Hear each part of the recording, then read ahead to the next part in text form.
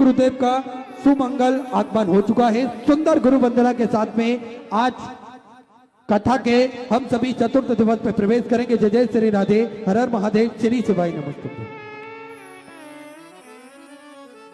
गुरुर्ब्रह्मा गुरुर्विष्णु गुरुर्देवो महेश्वरा गुरुर्साक्षात् परब्रह्म तस्मै श्री गुरुवे नमः। आपके चरणों में है गुरुवर, आपके चरणों में है गुरुवर, दंडवत बारंबार आए शरण एक बार गुरुवर, कर दो बेड़ा पार। आए शरण एक बार गुरुवर, कर दो बेड़ा पार। आपके चरणों में है गुरुवर, दंडवत बारंबार। आपके चरणों में है गुरुवर, दंडवत बारंबार। आए शरण एक बार गुरुवर, कर दो बेड़ा पार। हो आए शरण एक बार गुरुवर, कर दो बेड़ा पार।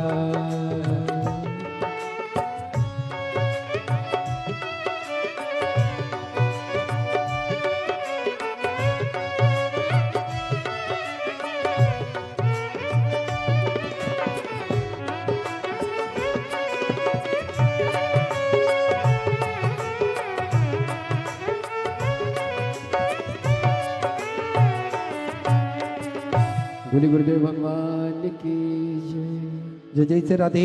सभी भक्तों को हर हर महादेव, सदा जैसे कृष्णा, श्री शिवाय नमस्तुभ्यं। पूज्य गुरुदेव का आगमन हो चुका है। गुरुदेव व्यासपीठ पर मचासीन हो चुके हैं। आप सबकी तरफ से व्यासपीठ को नमन करते हुए हम सबके प्रिय, हम सबके लाडले ठाकुर कल्लू जी महाराज के चरणों में नमन करते हुए परम सत्य परम आदरणीय विश्वविख्यात पूज्य गुरुदेव के पावन चरणों को नमन करते हुए और आप सभी शिव भक्तों के चरणों में नमन करते हुए सुंदर आज कथा के चतुर्थ दिवस में हम सभी प्रवेश करेंगे।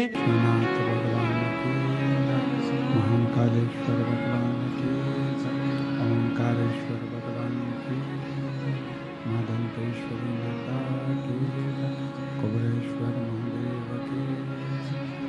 हर हर महादेव, हर हर महादेव, हर हर महादेव। हर काशी विश्वनाथ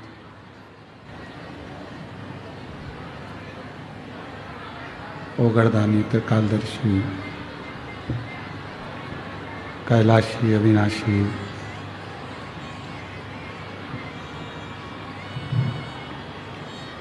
भगवान शिव, जिनकी पुनित पावन पवित्र शिव महापुराण की कथा भगवान देवादिदेव महादेव की कृपा से, करुणा से, उनकी उदारता से दंतेवाड़ा की ये पवित्र पावन भूमि, पवित्र धरा, जहाँ बैठकर भगवान शिव की पवित्र कथा को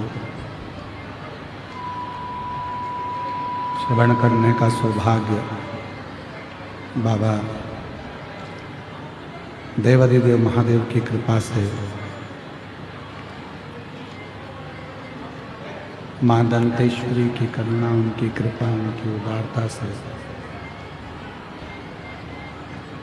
बस्तर क्षेत्र के इस गिदम की पवित्र भूमि पर बाबा देवादिदेव महादेव की कृपा से, करुणा से, उनकी उदारता से ये पवित्र पावन शिव महापुराण की कथा श्रवण करने का सौभाग्य आपको और हमको प्राप्त हुआ है। शिव की अविरल भक्ति, भगवान का विरल भजन, स्मरण, मंत्र जाप, नाम जाप, जो भी मानव शरीर में कर्म करते करते करते करते जो इन सभी चीज़ों को धारण करता है वो अपनी जिंदगी में जीवन को आनंदित कर लेता है।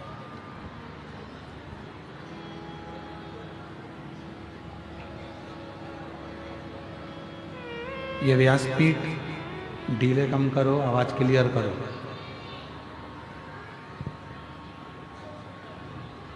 ये व्यासपीठ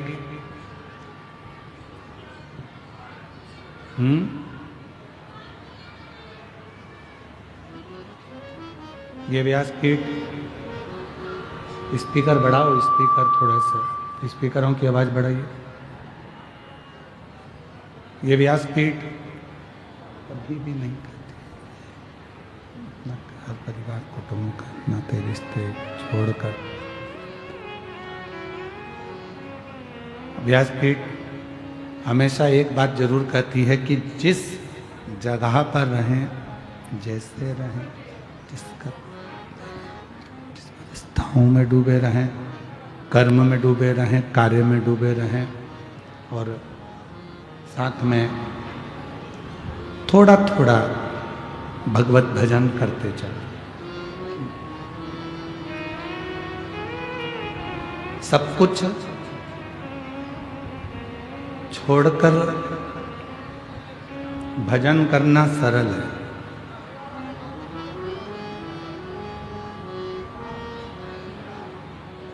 घर परिवार छोड़ दिया,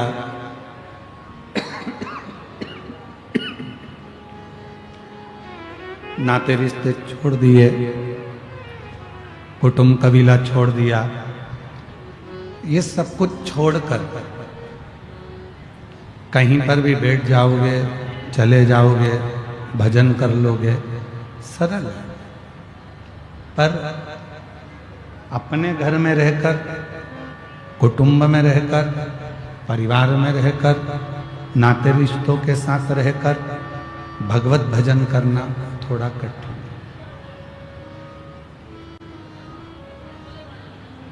श्रीमद् भागवत कथा में कपिल देव जी महाराज अपनी माता देवहूति को ज्ञानोपदेश देते हैं।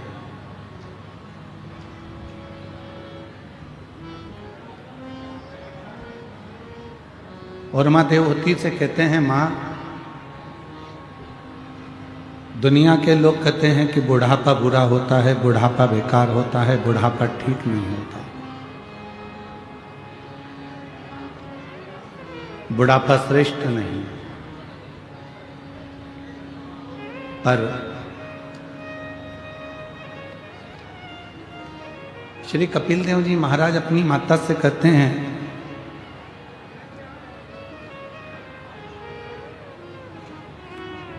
कि बुढ़ापे जैसा कोई सुख नहीं।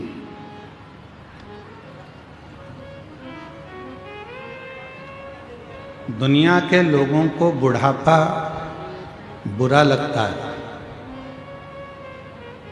दुनिया के लोगों को बुढ़ापा अच्छा नहीं लगता। पर श्रीमद् भागवत में कपिल देव जी महाराज अपनी माता देवहूति से कहते हैं कि बुढ़ापा श्रेष्ठ है। पर वो बुढ़ापा कब श्रेष्ठ है, उस बुढ़ापे की श्रेष्ठता कब रहेगी?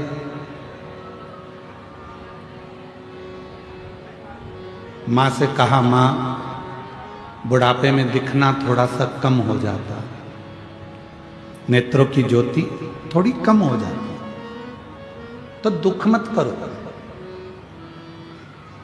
संसार बहुत देख लिया आपने, पूरा संसार भ्रमण कर लिया आपने, पूरे संसार को आपने देख लिया। अब बुढ़ापे में परमात्मा चाहता है कि आप संसार को ना देखकर इन आँखों की रोशनी मैंने जो कम करी है, इनको बंद कर कर अपने भीतर बैठे हुए भगवान देव अधिदेव महादेव को झांकना प्रारंभ करो, देखना प्रारंभ करो। अब उसको देखो।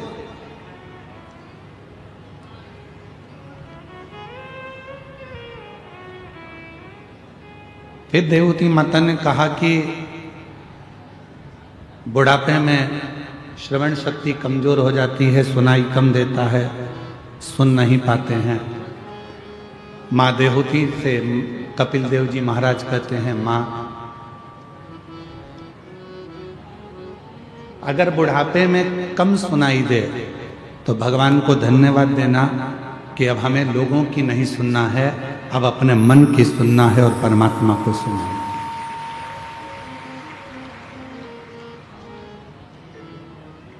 फिर कहा बुढ़ापे में पांव से चला नहीं जाता, तो कपिल देव जी महाराज कहते हैं, बुढ़ापा कहता है माँ अब बहुत जगत में घूम लिए, अब एक जगह पर बैठकर भगवत नाम का कीर्तन करो, उससे बड़ा कोई सुख नहीं।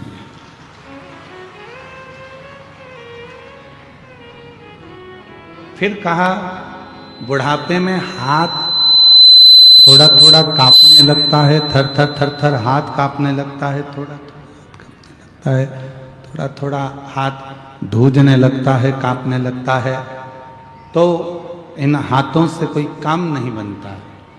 कपिल देव जी महाराज ने माँ देवती से कहा, माँ चिंता ना करिए, शंभो शंभो शंभो शंभो शंभो शंभो शंभो शंभो।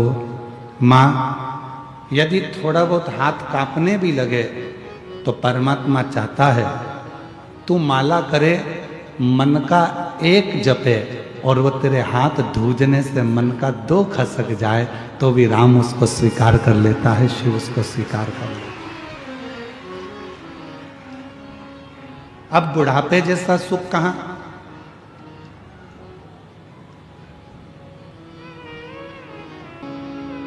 बुढ़ापे में व्यक्ति मृत्यु को देखकर ऐसा सोचता है कि मेरा पूरा समय निकल गया, मेरा पूरा जीवन निकल गया, अब ना जाने शरीर का क्या होगा, ये शरीर श्रेष्ठ होगा कि नहीं होगा, इस शरीर से भजन होगा कि नहीं होगा, इस शरीर से भगवत स्मरण होगा कि नहीं होगा।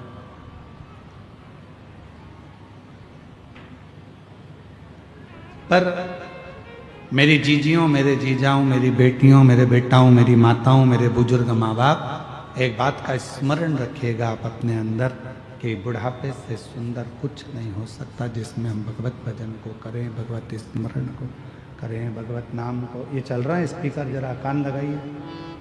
भगवत नाम को जपें, भगवत स्मरण को करें, भगवत मंत्र जाप करें, भगवत नाम जाप करें और भगवत कीर्तन में डूबें।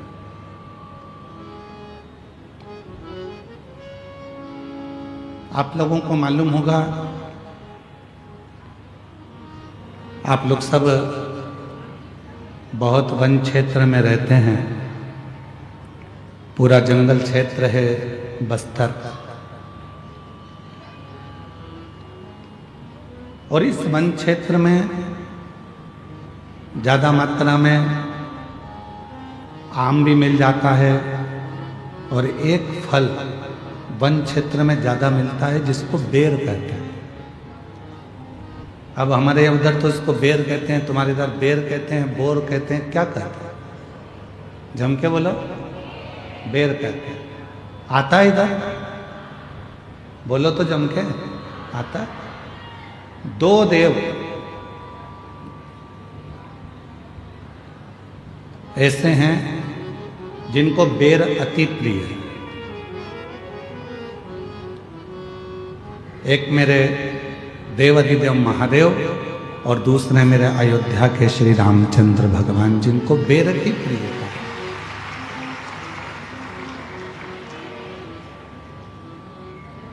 और इतनी प्रियता बेर की है मेरे राम जी को, इतनी प्रियता मेरे भगवान देव अधिदेव महादेव को है। इस बेर के पीछे माँ जगत जननी ने एक बार भगवान शंकर से एक प्रश्न किया और आप लोगों को भी उस प्रश्न का उत्तर स्मरण में होना चाहिए।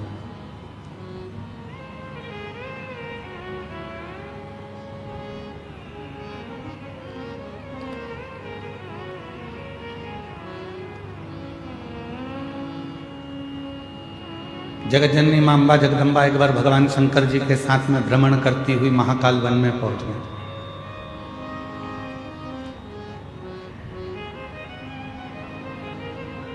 पार्वती मैया शिव जी के साथ में नंदी पर सवार होकर जब महाकाल वन में पहुंची और भ्रमण कर रही थी, भ्रमण करते करते मां पार्वती जी का साड़ी का थोड़ा सा भाग बेर की झाड़ी में उलझ गया।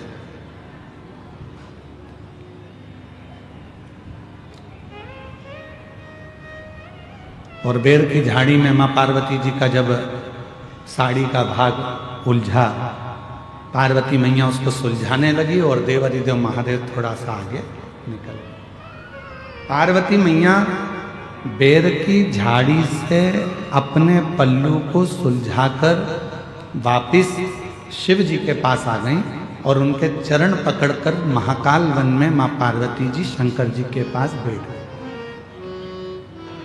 बाबा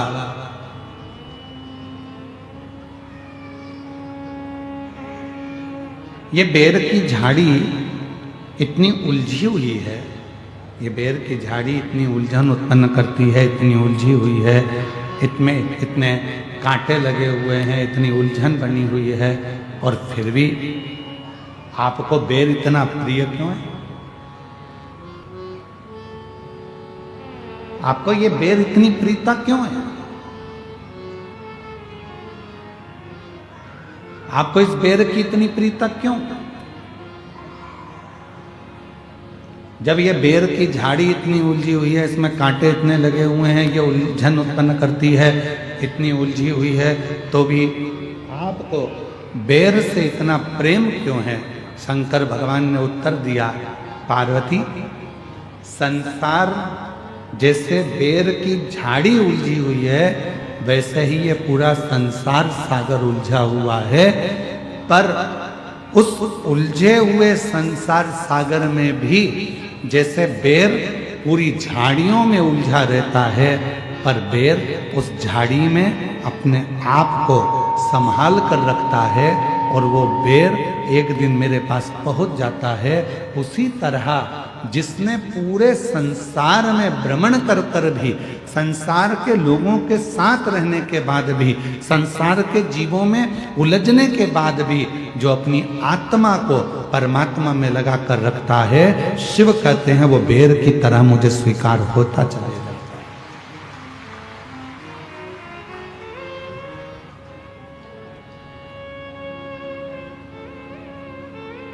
आप सब तो छत्तीसगढ़ के रहनिवासी हो,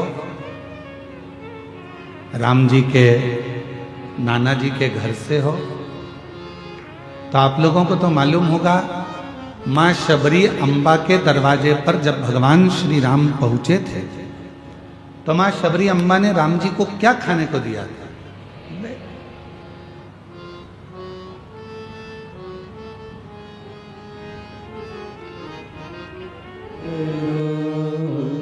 शबरी, लक्ष्मण जी पूछ रहे हैं भगवान श्री राम जी से, क्या वन में आम नहीं थे?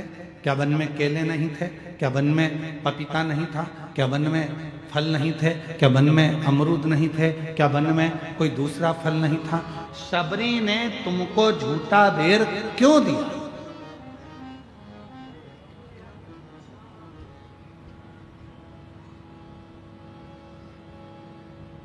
क्या वन में कोई दूसरा फल नहीं था? वन में तो केले भी मिल जाते, अमरूद भी मिल जाते, आम भी मिल जाते, दुनिया के सारे फल मिल जाते, फिर शबरी बेर क्यों दे रही है तुमको? लक्ष्मण जी को थोड़ा सा गुस्सा आया, उन्होंने कहा ये मुझे ठीक नहीं लगा कि सारे फल छोड़कर शबरी तुमको बेर दे रही है।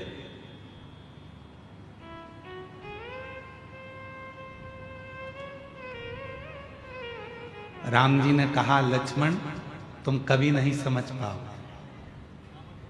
ये बेर शिव की बूटी है, औषधि है। शबरी लंका में चढ़ाई से पहले आपको और हमको बेर इसलिए खिलाना चाहती है, अगर ये वो कहते हैं ना कि ये कोरोना का इंजेक्शन पहले ही लग जाता तो आधे से ज़्यादा लोग बीमार ही नहीं पड़ते। ये अगर वो कहते हैं पोलियो की दवाई पहले पी लो तो शरीर में पोलियो नहीं होता है, टिटनेस का इंजेक्शन पहले लगवा लो तो फिर लोहे से जुड़ी कोई प्रॉब्लम खड़ी नहीं होती है, कोई बीमारी नहीं आती है। उसी तरह ये अगर थोड़ी सी बेर रूपी औषधि शिव की हमको प्राप्त हो गई तो समझ लो कि आगे चलकर हम रोग से ग्रसित नहीं हो पाए, रोग से नहीं। तो शबरी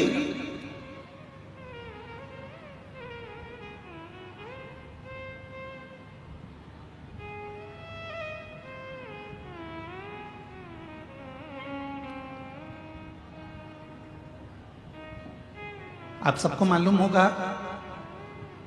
लक्ष्मण जी को राम जी ने बेर दिया था शबरी का झूठा वाला, और राम जी ने लक्ष्मण जी को दिया तो लक्ष्मण जी ने खाया था क्या? क्या करा? फेंक दिया। फिर लक्ष्मण जी को बाद में खाना पड़ा। कब? जब लक्ष्मण जी मूर्छा खाकर गिर गए, संजीवनी लेने हनुमान जी गए। लोग कह रहे थे वो संजीवनी लेने गए हैं, पर राम जी मुस्कुरा रहे थे कि संजीवनी नहीं है, जो सबरी ने बेर दिया था वो तूने खाया नहीं था, फेंक दिया था, वो पर्वत पर जाकर गिर गया था। उस पर्वत पर बेर का जो पौधा लगा था, उस पौधे की पत्ती का रस तुझे निचोड़ कर दिया गया, तब जाकर तू उठ कर बैठा, तब नहीं खाया, अब खा।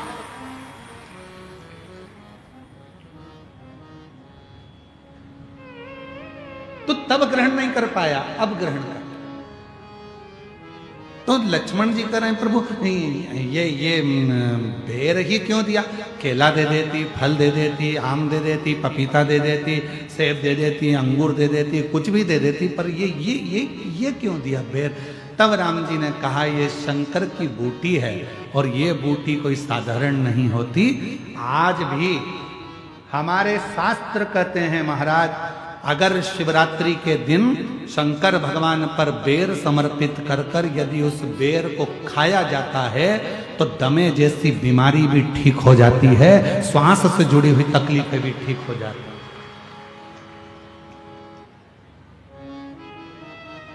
जिस व्यक्ति को चलने में हाँपड़ी भराती है, थोड़ी दूर चलकर बहुत तेज हाँपने लगता है, उसके दम भराने लगता है, सांस फूलने लगती है, और उसको 10 जगह पर बैठना पड़ता है। किसी से बात करते करते उसको दम भरा जाती है, ठंड का समय है उसको दम भरा जाती है, सांस भरा जाती है, बोल नहीं पाता है, उसको बार बार उसके लंग्स इन्फेक्शन होने लगते हैं। उस व्यक्ति को शिवरात्रि के दिन शंकर भगवान पर एक बेर चढ़ाकर उस बेर को अवश्य खाना चाहिए, तो वो फेफड़े की बीमारी हो, लंग्स की बीमारी हो, चाहे कैसा भी हमारा दमा भरा ना हो, वो ठीक हो जाता है। एक बेर जो मेरे भगवान राम जी को शबरी ने दिया वो बेर साधारण नहीं था, जो माँ पार्वती जी ने शंकर जी को समर्पित किया वो बेर साधारण नहीं था, जो माँ सती जब भगवान शंकर के साथ में कुंभज ऋषि के आश्रम में कथा श्रवण करने के लिए गई और बाबा कुंभज बाबा के आंगन में से एक बेर उनकी आज्ञा से तोड़कर शिव को समर्पित करती हैं और शंकर भगवान को श्री राम जी का दर्शन हो जाता है, वो बेर साधारण नहीं था, वो बेर सहजता का विषय नहीं है।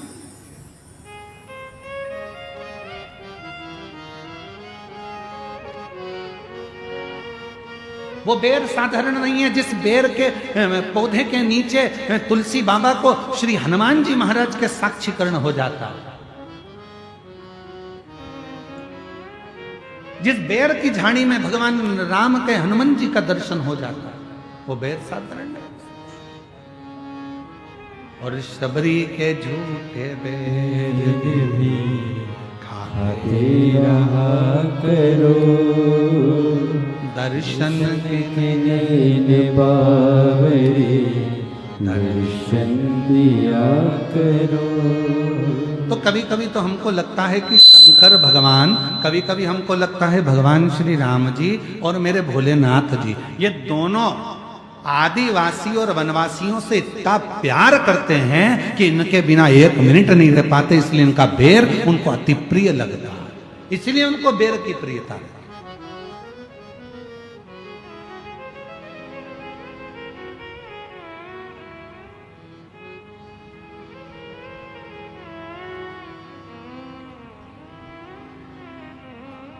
कोई भोलेनाथ जी को बूढ़ा देव कहता है, कोई कुछ कहता है, कोई कुछ कहता है, कोई गरम देव कहता है, कोई ये देव कहता है। शिव का वही स्वरूप, आप किस स्वरूप में पूछ रहे हैं, आप किस स्वरूप में मान रहे हो, ये आपके ऊपर निर्भर करता है। भगवान शंकर का वही स्वरूप, आप किस रूप में पूछ रहे हो, ये आपके ऊपर निर्भर करता है।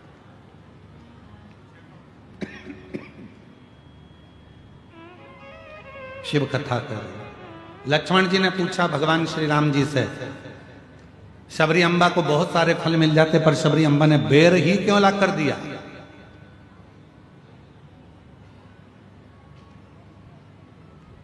बेर ही क्यों ला कर दिया?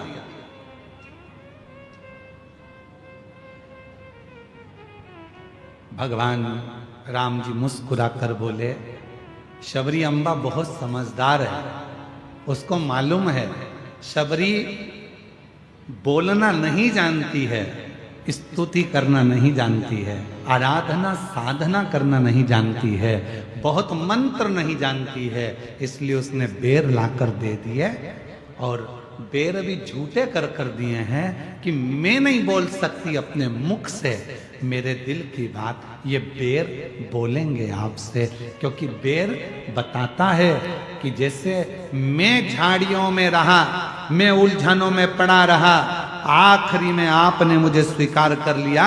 शबरी कह नहीं सकती ये बात, पर वो बेर देकर शबरी कहना चाहती है कि मैं संसार की उलझनों में पड़ी रही, अब आप मुझे अपने चरणों में स्वीकार कर लीजिए, अब आप मुझे अपने चरणों में ले। ये बेर के माध्यम से, ये कपूर के माध्यम से शबरी कह नहीं पा रही है। कई कई माताओं की आदत होती है बोल नहीं सकते। अभी हम कल बारसूर गए थे यहाँ पास के गांव में, तो वहाँ आदिवासी वनवासी क्षेत्र की मेरी जीजियों से बातचीत हो रही थी। तो इतने में एक जगह पर हम लोग रुके, वहाँ कोई वनवासी बहन सामने खड़ी हुई थी, तो उसके सामने किसी कैमरे वाले ने जैसे ही अपना माइक लगाया, जीजी आप बोलो, आपको कैसा लग रहा है, वो तुरंत अपना मुंह फेरी और चली गई, कुछ बोली नहीं वो। मतलब आज भी ये क्षेत्र, बस्तर क्षेत्र का आज भी वनवासी आदिवासी इतना पवित्रता का जीवन जी रहा है कि तुम्हारी आज की भाग दौड़ से वो बिल्कुल अलग है और अपनी जिंदगी को सात्विकता के साथ जी रहा है। उसे मतलब नहीं है तुम्हारे यहाँ कितने फ्रिज हैं, उसको तो पानी का मटका भला है। उसको मतलब नहीं है कि तुम्हारे यहाँ कितनी वॉशिंग मशीन है, उसको तो हाथ का सिलवट्टा अच्छा लग रहा है। उसको मतलब नहीं है कि तुम्हारा 4 मंजिला मकान कैसा है, उसको तो अपना झोपड़ा आनंद दे रहा है। उसको मतलब नहीं है कि तुम्हारे यहाँ कितने कालीन बिछे हैं, उसको तो दरी फटी हुई उस पर सोने में उसको आनंद मिल रहा है। आपको बीपी और शुगर की गोलियां खाना पड़ रही है, उसको शुगर और बीपी की गोलियां नहीं, उसको तो भगवान की अविरल भक्ति से वो स्वयं कैसा भी पानी पी ले, खड्डे में भरा हुआ पानी, मटके का पानी, कुएं का पानी, हेडपंप का पानी, और ना जाने कितने दिन का किसी खड्डे में पानी भरा है, वो भी अगर पानी नहीं मिलता तो भर कर ले आती है, अपने बच्चों को पिलाती है, खुद भी पीती है और बीमार नहीं पड़ती। क्यों? क्योंकि उसकी रखवाली करने वाला वो भैरम देव, उसकी रखवाली करने वाला बूढ़ा देव, उसकी रखवाली करने वाला मेरा महादेव साक्षी में खड़ा है। उसको जरूरत नहीं है तुम्हें देखना पड़ता आरओ का पानी है कि नहीं, बिस्लेरी का पानी है कि नहीं, बॉटल कैसी है, बॉटल कैसी है, बच्चा छोटा है कुनकुना पानी दे दो, बच्चा ऐसा है, बच्चे की माँ का जापा हुआ है, उसका ध्यान रखना, ठंडे पानी में हाथ मत डालना, ये मत करना। उसके घर में कोई करने वाला नहीं है, तो भी बच्चे को जन्म देकर दूसरे दिन उठकर अपने काम में लग जाती है, एक गुड़ की खोड़ी लेकर खा लेती है। तुम्हारे जैसा लड्डू बनाकर नहीं खाती जाते, 1 महीने तक लड्डू नहीं सूती, नहीं खाती। एक गुड़ की खोड़ी ली, इतना सा नारियल का खोपरा मां दंतेश्वरी की कृपा से लिया, खाया और अपने बच्चे को बड़ा करने लगती है। और छोड़ दिया रोड पर, बच्चे को सुला दिया। तुम्हारे बच्चे को जरा सा सुला दो, अरे मम्मी धूल लग जाएगी, अरे मम्मी एलर्जी हो जाएगी। और उसकी औलाद दिन भर आनंद से मिट्टी में पड़ी हुई है, खेल रही है। और तुम्हारी औलाद पिंजरे में रह रहकर पिंजरे की हो गई, और उसकी औलाद शेर होकर आज भी जंगल में भ्रमण कर रही है। ये वनवासी होते हैं, ये आदिवासी होते हैं। सीखो, अरे ओ दंतेवाड़ा वालों, सीखो।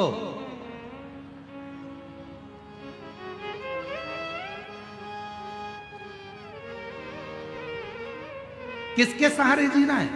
जंगल में पड़े हैं, तुम्हारे घर में जरा सा काकरोच आ जाए तो तुम ऊपर नीचे, एक छुपकली दिख जाए तो यहां वहां हो जाओ। उसके घर में रोज के सांप बिच्छू घुस जाते हैं, तो भी वो किसके भरोसे जी रही? हम तो बाबा के भरोसे चलते हैं। वो अपने बाबा के भरोसे जी रही है। उस परमात्मा ने अगर पृथ्वी पर भेजा है, उस परमात्मा ने हमको जन्म दिया है, तो वो संभाल लेगा। उसको टेंशन नहीं है, वो टेंशन में नहीं, वो मेंशन में जीती है। अपनी जिंदगी को अलमस्त होकर जीती है।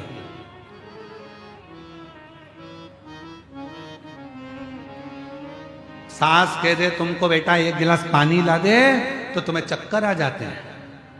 और वो अपने सिर पे लकड़ी का गड्ढा रखकर, बच्चे को साइड में रखकर पूरा बोझा ढोती हुई बढ़ती चली जाती है।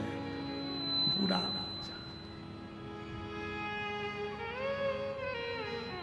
और एक हमसे हमारा घर नहीं समझ रहा। क्या मस्त की जिंदगी है जी।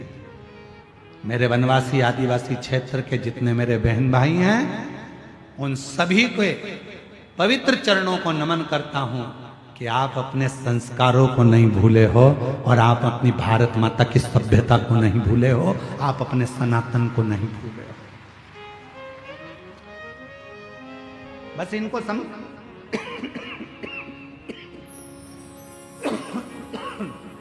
इनको समझाने वाला चाहिए, केवल समझाने वाला।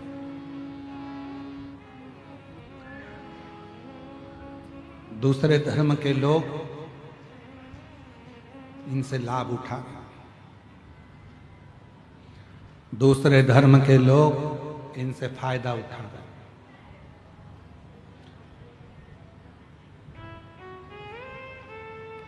क्यों उठा रहे हैं? उसमें गलती किसी दूसरे की नहीं है, गलती अपनी है। हमने आपने इनको दूर कर दिया था, बहुत दूर।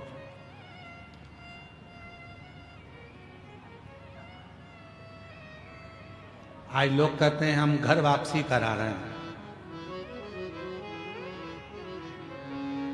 आज लोग कह रहे हैं हम घर वापसी करा रहे हैं। हम उनसे पूछना चाहते हैं ये गए क्यों थे? पहले उस बात को सामने लाओ, अपने आप को सुधारो। घर वापसी कराओ, मना नहीं है, पर आगे से याद रखना, इनको अपना बनाकर रखना कि फिर वापस इनको घर वापसी की जरूरत ना पड़ जाए। इनको उतना प्रेम, उतनी वात्सल्यता, उतनी करुणता दीजिए, उतनी करुणता।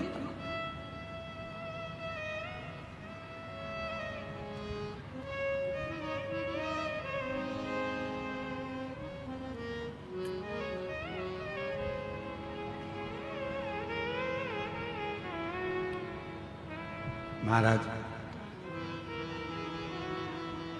संभालना आपको और हमको है। मेरे राम जी कह रहे हैं कि शबरी कह नहीं सकती। होता है आदिवासी वनवासी क्षेत्र में, मेरी जीजियाँ, मेरे जीजा, मेरी बेटियां, बेटे, मेरी माताएं बोल नहीं पाती, अपनी पूरी बात नहीं कर पाती, तो वो बेर देकर, शबरी अम्बा एक बेर देकर राम जी को उस बेर को झूठा कर कर कह रही है कि मैं नहीं बोल सकती। बेर झूठा करना मतलब मैं नहीं बोल रही हूं, अब मेरी जगह पर ये बेर बोलेगा, तो झूठा करा और दिया कि मैं नहीं बोल सकती, ये बोलेगा। और राम जी ने उस बेर को लिया, देखा।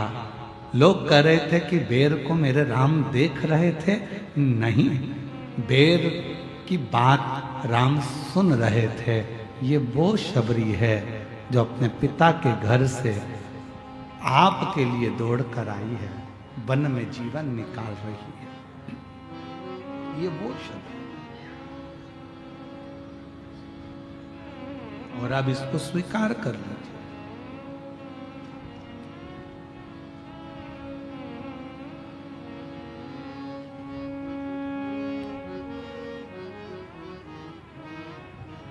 अब इसको स्वीकार करो।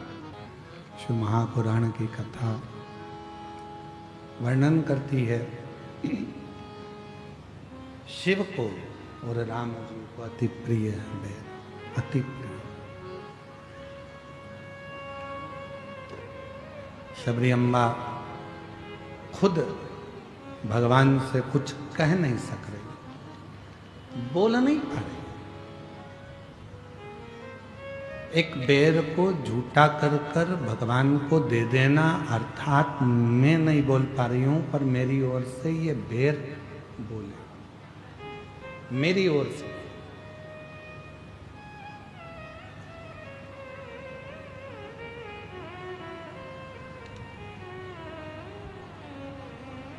हम नहीं बोल सकते पर जो तुमने भगवान को समर्पित करा, आप सबको मालूम है बेलपत्री शिव जी को क्यों चढ़ाई जाती है? जम के बोलो जरा, भगवान को प्रिय है क्या इसलिए बेलपत्र चढ़ाते हो? भगवान की अति प्रिय है क्या इसलिए शिव जी को बेलपत्र चढ़ाते हो? ये बात आज तक किसी कथा में नहीं निकली, पर आज बस्तर की इस मां दंतेश्वरी की कृपा से, मां दंतेश्वरी की आज्ञा से अगर ये कथा निकली है तो उसको स्मरण करें। शिव को बेलपत्र क्यों चढ़ाई जाती है? किस लिए? शिव को प्रिय है इसलिए, पार्वती जी का स्वरूप है बेलपत्र इसलिए, मां लक्ष्मी का स्वरूप है बेलपत्र इसलिए, या भगवान शंकर वन में निवास करते हैं, जंगल में रहते हैं तो बेलपत्र से उनका श्रृंगार हो जाता है इसलिए? नहीं। शिव को बेलपत्र क्यों चढ़ाई जाती है? हम जब अपने मन का कोई बात खुद नहीं कह सकते तो ये बेलपत्र को जब हम स्पर्श कर कर हृदय से बाबा को दिल से, भले कुछ मत बोलो पर आप एक बेलपत्र जब शिव को चढ़ाते हो तो आपकी जगह ये बेलपत्र शंकर भगवान को शिवलिंग पर चढ़ते से ही आपके बारे में कहना प्रारंभ कर देती है कि आपकी मन की दशा क्या, आपके मन का भाव क्या, आप क्या कहना चाहते हो, क्या बोलना चाहते हो, क्या वर्णन करना चाहते हो। तो कहा गुरुजी हम कैसे मान सकते हैं? कोई प्रूफ दीजिए। आज के लोग थोड़ी ना मानेंगे कि बेलपत्र से ऐसा है कि आप कुछ मत बोलो और बेलपत्र शिव जी को चढ़ा दो और शंकर भगवान उस बेलपत्र को स्वीकार करके समझ जाएंगे। इसका कोई प्रूफ है? बेर दिया, बेर ने भगवान राम जी से कहा कि सबरी की दशा ये है। बेलपत्र दी तो बेलपत्र ने भगवान शंकर से कहा कि इस भक्त की दशा ये है। इसका कोई प्रमाण मिलेगा क्या? तो द्वापर की कथा में भगवान सुदामा जी के चरित्र में मिलेगा।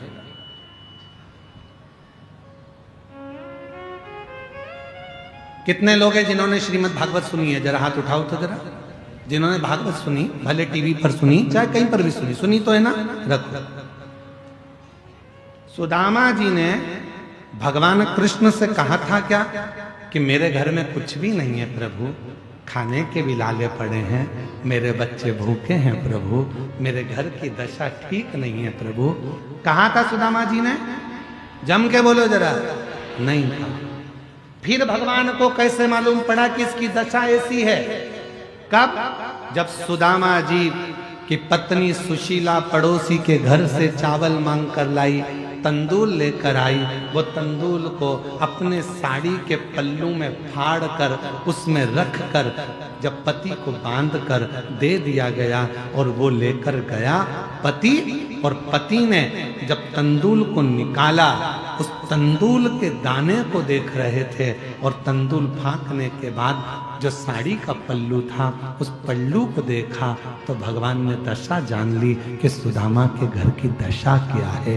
उस तरह से समझ में आता है, एक बेलपत्र जब हम शिव को देते हैं, बाबा हमारे घर की दशा जान जाता है, हमारे मन का भाव पहचान जाता है और बाबा हमारी झोली भर देना चालू कर देता है। दशा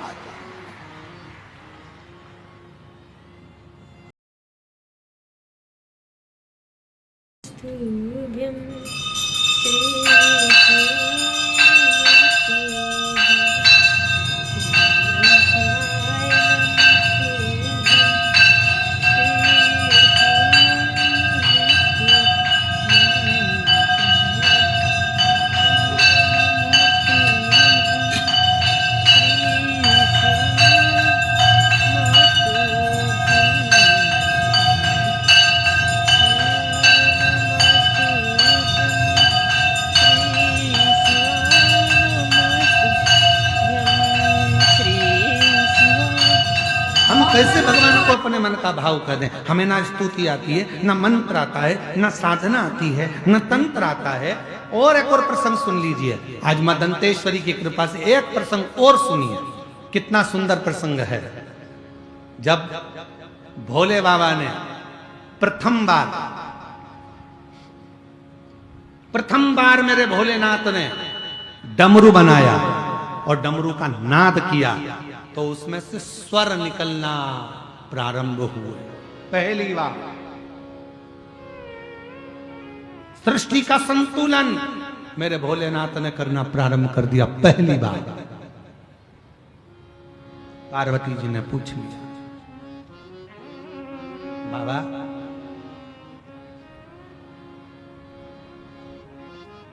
आपने ये डमरू बनाया पृथ्वी का संतुलन करने के लिए, और इसको आपने पृथ्वी का संतुलन करने के लिए रखा, इसमें से स्वर निकल रहे हैं, स्वर प्रशीत हो रहे हैं। बाबा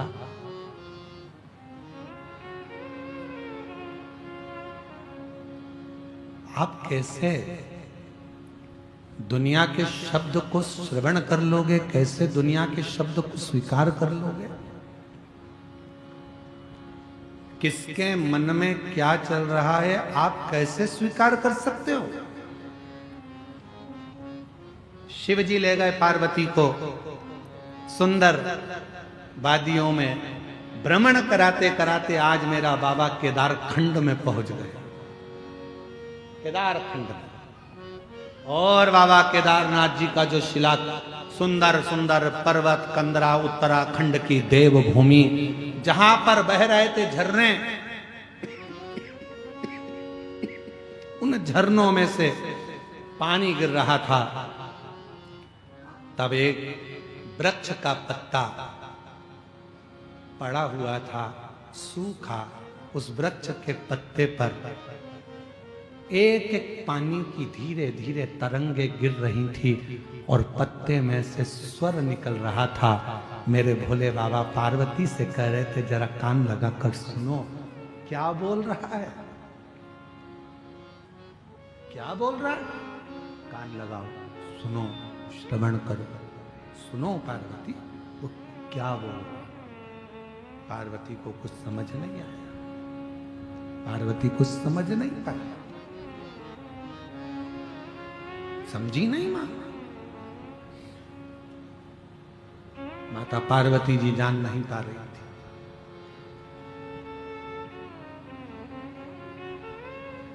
एक एक स्वर पानी की बूंद बता रही थी। तब भगवान देवाधिदेव महादेव ने माता पार्वती से कह दिया, सुनो जगत जननी जगदम्बा अम्बा पार्वती, जल की धार व्यक्ति ना बोले, जो जल की धार मुझ पर पड़ती है, मैं उस धार से समझ जाता हूं कि गंगा क्या कहना चाहती है, गंगा के शब्द क्या है, गंगा क्या बोलना चाहती है, यमुना क्या कहना चाहती है, सरयू कावेरी मंदाकिनी गोदावरी इंद्रावती ये क्या कहना चाहती है, मैं समझ जाता। मेरी जीजियों, मेरे जीजाओं, मेरी बेटियों, मेरे बेटाओं, मेरी माताओं, मेरे बुजुर्ग माता पिता, ध्यान रखें इस चीज के लिए, स्मरण में रहे, आप लोगों के ध्यान में रहे। शंभो शंभो शंभो शंभो शंभो।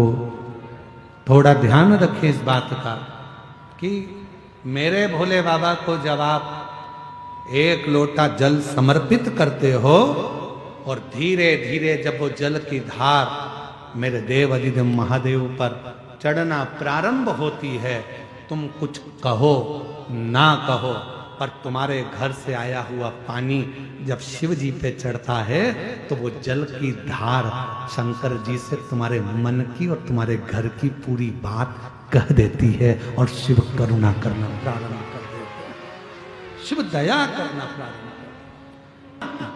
धार चढ़ रही है, शिव जी के ऊपर जल की धार लग रही है, शंकर के ऊपर धार चढ़ रही है। आप जब रोज एक लोटा जल लेकर शिव के दरवाजे पर जाते हो, शंकर के पास पहुंचते हो, शंकर भगवान के नजदीक में जाते हो, एक लोटा जल जब चढ़ाते हो तो वो धार आपके मन की, आपके घर की सारी बात शिव को कह देते हैं, शंकर को।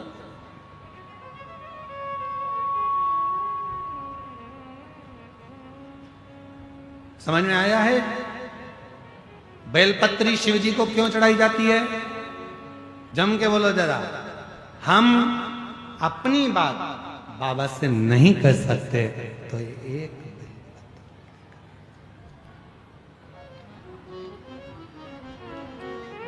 एक बेलपत्र को लेकर हम भगवान देव अधिदेव महादेव से जब उनको समर्पित करते हैं तो अपने दिल की बात, हृदय की बात शिव को कह देते हैं, मन की बात भगवान को अपने हृदय की बात कह देते हैं। एक बेलपत्र बहुत, एक लोटा जल, बोलो बोलो जम के, सारी समस्या का हल। कौन कौन जाता है मंदिर शंकर को चढ़ाने? हाथ उठाओ जरा जल्दी से सब,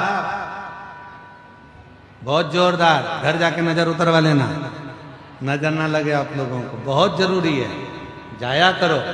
और अकेले मत जाओ, अपनी अड़ोसन पड़ोसन पीछे वाली धड़ोसन सबको लेकर जाओ। चल तू भी चल, पानी चढ़ा, शिव जी को एक लोटा जल चढ़ा, कितनी भी तकलीफ होगी बाबा निपटा देगा, कितना भी दुख होगा बाबा समाप्त कर देगा। क्यों चिंता करती है? इधर उधर मत जाना, किसी दूसरे के कहने में मत फंस जाना, दूसरे धर्म में मत पहुंच जाना, अपने सनातन धर्म में 33 कोटि देवताएं, 33 कोटि देवता,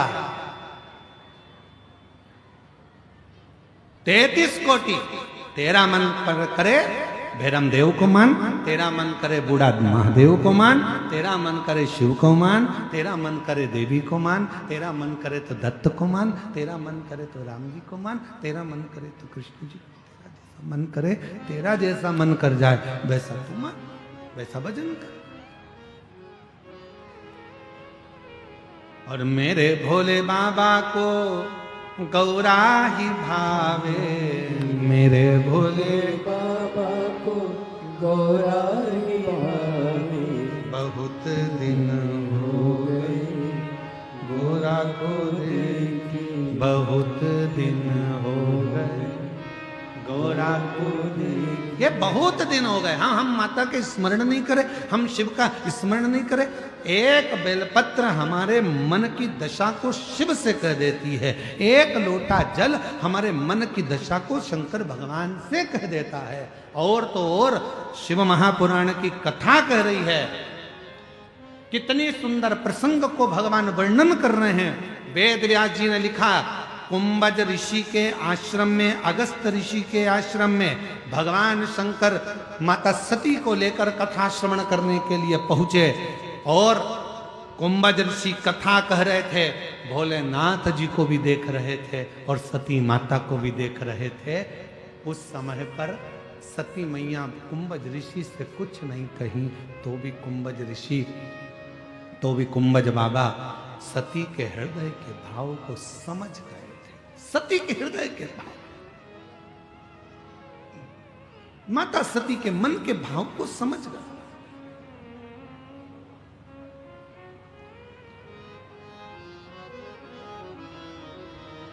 कुछ मत कहो तो भी बाबा समझ जाता है। आप लोगों को एक बात कही थी, किस किस को याद है जरा उत्तर देना। शिव जी को एक लोटा जल नहीं चढ़ा सकते, मत चढ़ाओ। बेलपत्र भी नहीं चढ़ा सकते, मत चढ़ाओ। शंकर के मंदिर में जाकर 3 बार ताली बजा दो, वो भी नहीं कर सकते, दर्शन कर लो। वो भी नहीं कर सकते, हर हर महादेव बोल लो। वो भी नहीं कर सकते तो एक काम करो कि मंदिर के सामने से निकल कर चले जाओ। वो भी नहीं कर सकते तो शंकर जी के मंदिर का शिखर का दर्शन कर लो। बस इतना तो कर सकते हो। उतने में भी मेरा देव अधिदेव महादेव कृपा करना प्रारंभ कर देता है, वो छोड़ता नहीं। उतने में भी कृपा कर देता है।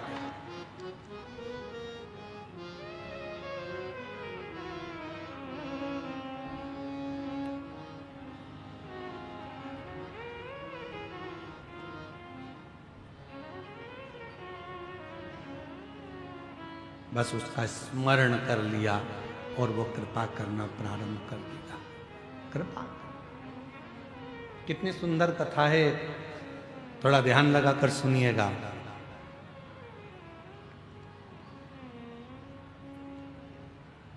मां जगत जननी पार्वती जी को लेकर भगवान शिव पहुंचे एक सरोवर के पास।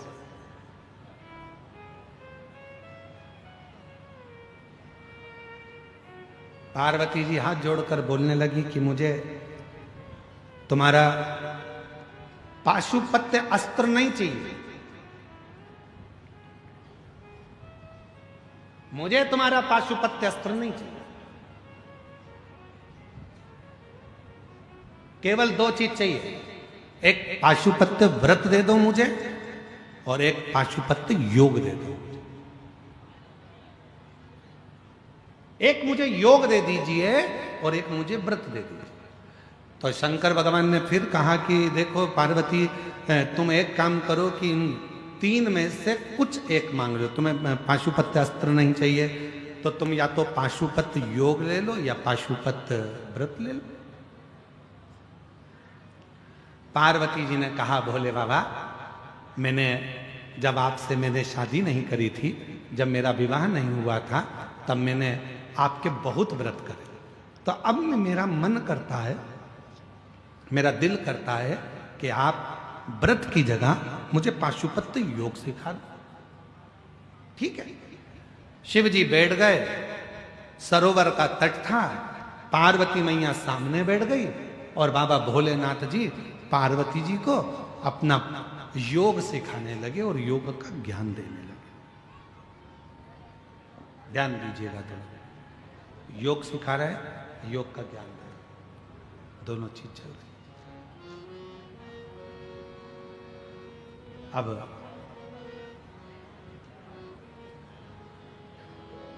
थोड़ी देर तक तो पार्वती जी का मन लगा और योग करते करते करते करते पार्वती का ध्यान हटकर सीधे काशी पहुंच गए।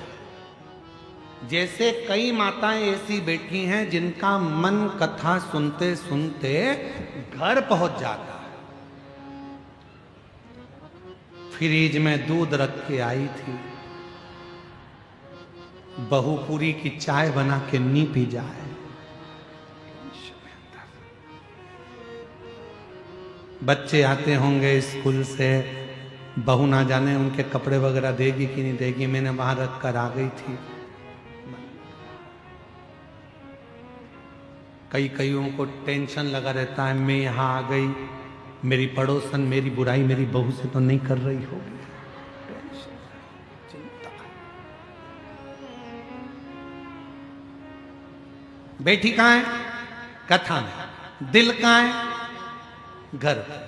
कहीं पे निगाहें, कहीं पे निशाना। इसलिए दंतेवाड़ा आओ तो संभल के जाना, समझ के। ये बड़ा सावधानी का है। या बहुत ध्यान रखना पड़ता है दंतेवाड़ा में आने के बाद में, बहुत सावधानी की जरूरत है। कहीं पे निगाहें, कहीं पे निशाना।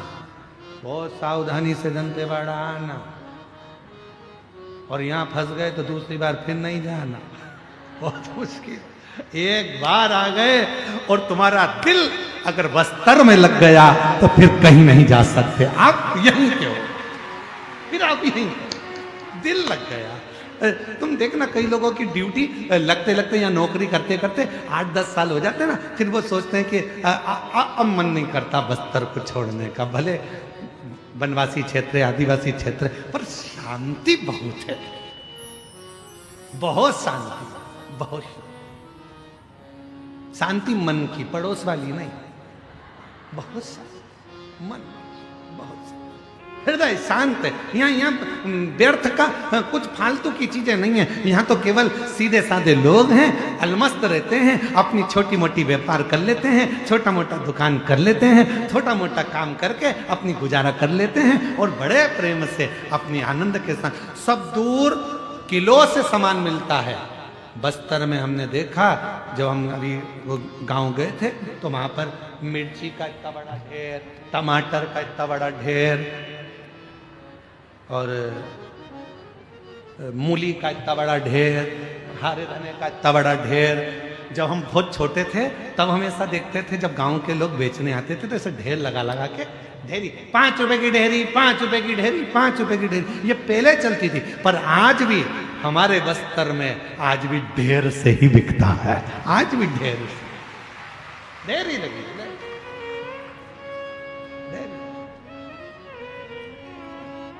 और हमने क्या देखा जब हम गांव गए, अभी तो हम एक ही गांव घूमने गए हैं भैया, अभी 2-4 गांव घूम आएंगे तो फिर हम नहीं जाएंगे।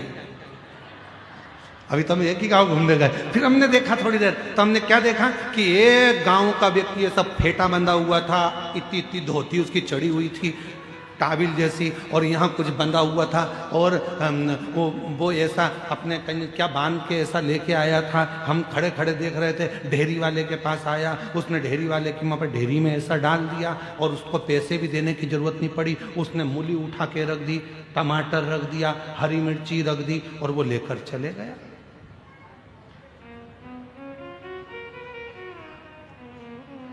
हम पहुंचे सब्जी वाले के, हमने कहा ये बिना पैसे की क्या चीज है? अरे तुम्हें क्या मालूम, गोंद है, ये सब्जी से ज्यादा महंगी है।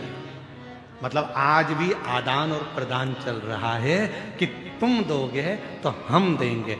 इससे जोरदार बस्तर और क्या होगा? प्यार दो और प्यार लो, इससे जोरदार बस्तर और क्या होगा? बस्तर प्यार देता है, बस्तर करुणा देता है, बस्तर वात्सल्यता देता है, और छत्तीसगढ़ का ये बस्तर जीने की कला देता है। आप जियो या आपकी जिंदगी प्यार। ए छत्तीसगढ़ वालों, तुम्हें गौरवान्वित होना चाहिए कि ये बस्तर तुम्हारा दिल है, ये बस्तर तुम्हारी जान है, और ये बस्तर तुम्हारी जिंदगी है। ये वो बस्तर है जो प्रेम, करुणा, वात्सल्यता और जीने की कला देता। और कई कई लोग बस्तर में रहने के बाद भी आंख में आंसू भर के हम दूसरी जगह चले जाएंगे। काय को जाएंगे? यहीं छाती पे मूंग डलेंगे। काय को जाएं? यहीं रहो। बहुत दिन भोले से बिछड़े, अरे बोलो बोलो बोलो बोलो, तुम तो बोलो। बिछड़े महादेव से बिछड़े, भोले जी से बिछड़े, महादेव से बिछड़े, बहुत दिन हो गए बहुत दिन हो गए। होने से बिछड़े कहाँ जाना, हम ना जाए, हम कहीं नहीं जाएंगे, हम तो यहीं, कहीं नहीं, बस यहीं यही। पार्वती चलो तुम्हें योग, पार्वती का हृदय विचलित हो जाए, मन चले।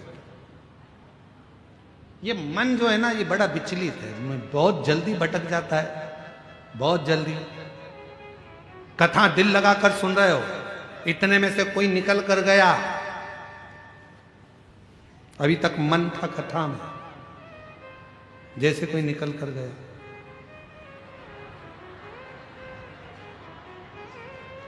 और खुद तो विचलित हुई, पड़ोसन को भी, उसको भी कोई मार के करे क्या हुआ, कौन गया। इतने में तो पड़ोसन बहुत समझदार थी, उसने वो ठूस समझ, बेटी कथा सुन, चल बेटी। बहुत दिन हो भोले से मन लगा, ये मन बड़ा चंचल है, कैसे तुझे समझाऊं, जितना इसे समझाऊं उतना ही मचलता है।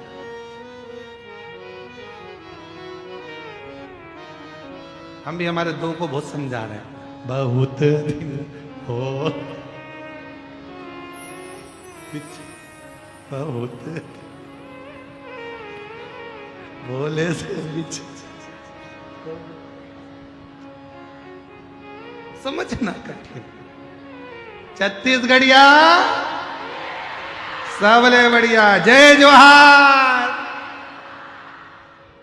अब मन पार्वती जी का लग नहीं रहा, ये मन बड़ा विचलित है, लगता बड़ा मुश्किल से, बहुत मुश्किल से मन लगता।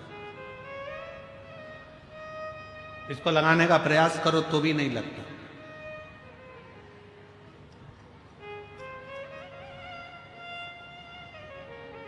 एक पति की पत्नी की नौकरी लग गई रायपुर में, सूचना विभाग में। उसका नाम था विनीता, और एक और पति की पत्नी थी, उसका नाम भी था विनीता। इसकी नौकरी लगी।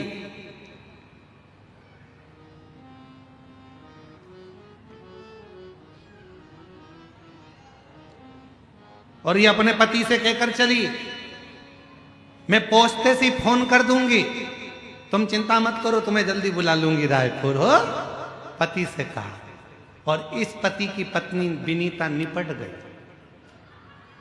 वो उसका अंतिम संस्कार करके आ रहा था। पत्नी रायपुर वाली ने अपने पति को फोन लगाया था, वो फोन गलत जगह चले गया, जो अपनी विनीता का अंतिम संस्कार करके आ रहा था उसको लग गया। वो भी विनीता, वो भी विनीता। इतने में वो रायपुर वाली विनीता ने अपने पति से कहा, इस पति को तो नहीं लगा, पर उस पति को लग गया जो विनीता का अंतिम संस्कार करके आ रहा था। उससे बोलती है, मैं आराम से पहुंच गई हूं, 8 दिन में तुम्हें भी बुला लूंगी। पति को अटैक आ गया, लोगों ने फेफड़े दबाए, खूब प्रेशर दिया, उसे पानी का छींटा देके उठाया। हुआ क्या, ऊपर पहुंच गई और फोन करके बोल रही है, 8 दिन में मुझे भी बुला लेंगे। इतने में सारे गांव के लोगों ने समझाया, पागल मत हो जा, ऊपर कोई फोन लेके गई है और कोई विनीता का आ गया फोन तेरे मोबाइल, टेंशन में पड़ गया। ये मन बढ़ना चाहिए, ये बड़ा विचलित हो रहा है, इसको समझा। बहुत दिन हो गए शिव से बिछड़े, बहुत दिन हो गए भोले से उसको मिलना कठिन है, समझे।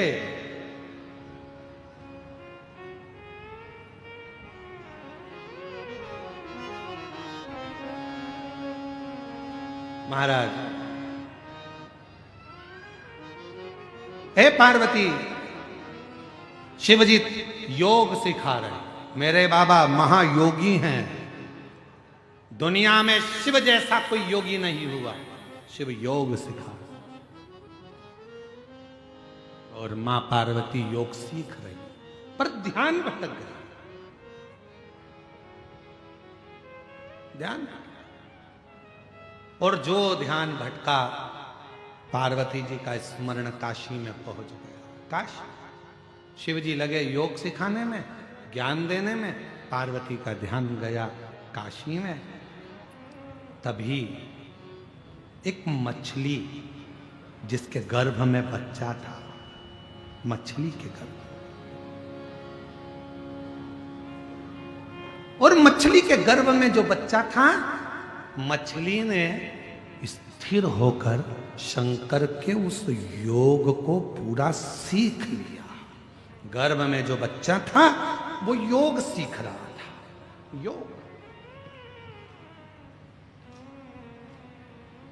योग का ज्ञान हो गया। मछली स्थिर रहकर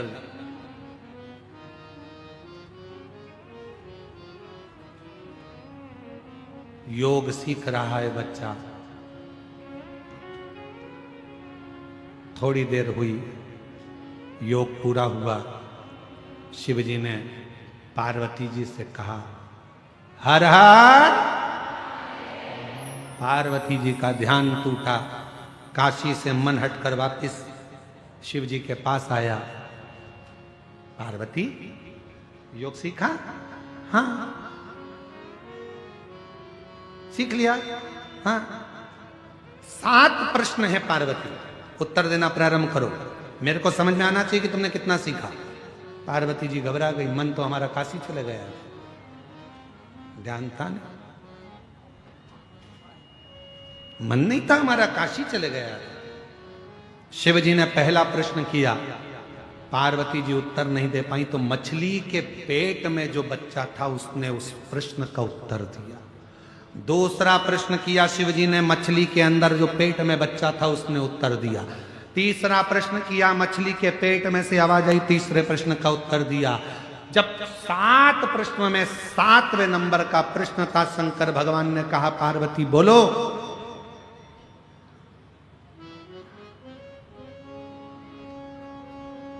जन्म मृत्यु व्याधि बीमारी रोग आदि से मुक्त करने का सबसे सुंदर तरीका कौन सा है? पार्वती जी मौन थी। तभी उसी पल मछली के पेट में से फिर आवाज आई, केवल एक शिव नाम सारी व्याधियों को, दुख को, तकलीफ को मिटा देता है। मछली के पेट में से आवाज आई। शिव जी का ध्यान गया। भगवान देवाधिदेव महादेव ने आवाज लगाकर कहा, इस मछली के पेट में कौन है? निकल कर बाहर आए। तभी मछली के उदर से एक बालक प्रकट हुआ। शंकर जी ने देखा, इतना सुंदर बालक है, इसने मेरी योग साधना सीखी है। जा, आज मैं तुझे ज्ञान उपदेश देता हूं, और ज्ञान उपदेश देने पर तुम मछली से पैदा हुआ, इसलिए तेरा नाम गुरु मच्छिंद्र नाथ होगा। बोल गुरु मच्छिंद्र नाथ भगवान की। तेरा नाम गुरु मच्छिंद्र नाथ होगा। जगत भर में योग का प्रचार और ज्ञान का प्रचार तुम करोगे। शिव की अविरल भक्ति मच्छिंद्र नाथ जी के, गुरु मच्छिंद्र नाथ जी के हृदय में ऐसी बैठ गई कि गुरु मच्छिंद्र नाथ उस शिव साधना से, शिव भक्ति से तल्लीन हो, शिव साधना से शिव भक्ति में तल्लीन हो गए।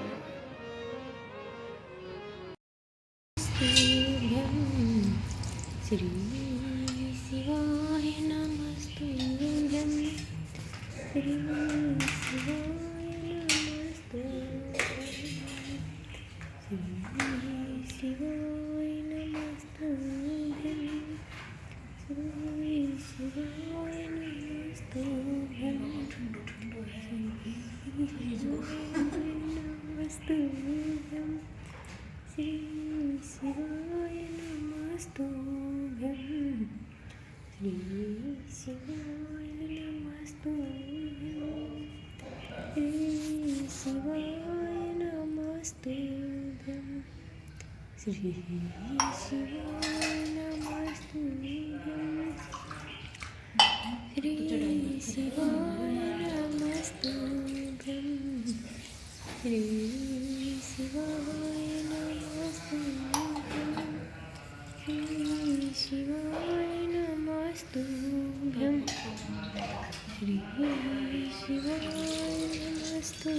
बाबा की अलमस्ती, भगवान की भक्ति, अविरल भक्ति, शिव का स्मरण सुख दे। तुम्हारा नाम मच्छिंद्र नाथ, शिव योग, शंकर की आराधना साधना करते और मच्छिंद्र नाथ जी शिव की भक्ति में डूबे। प्रसंग देखिएगा जरा, शिव महापुराण की कथा कर रहे हैं। जो शिव जी के मंदिर में एक लोटा जल चढ़ाने लगता है, जो शंकर जी के मंदिर में झाड़ू पोछा करने लगता है, जो शंकर भगवान का श्री शिवाय नमस्तुभ्यम मंत्र का जप करने लगता है, अपने घर के दरवाजे पर लिख दो श्री शिवाय नमस्तुभ्यम, गाड़ी पर लिख दो श्री शिवाय नमस्तुभ्यम, फैक्ट्री पर लिख दो श्री शिवाय नमस्तुभ्यम। ये सब कुछ भोलेनाथ सब तेरा है।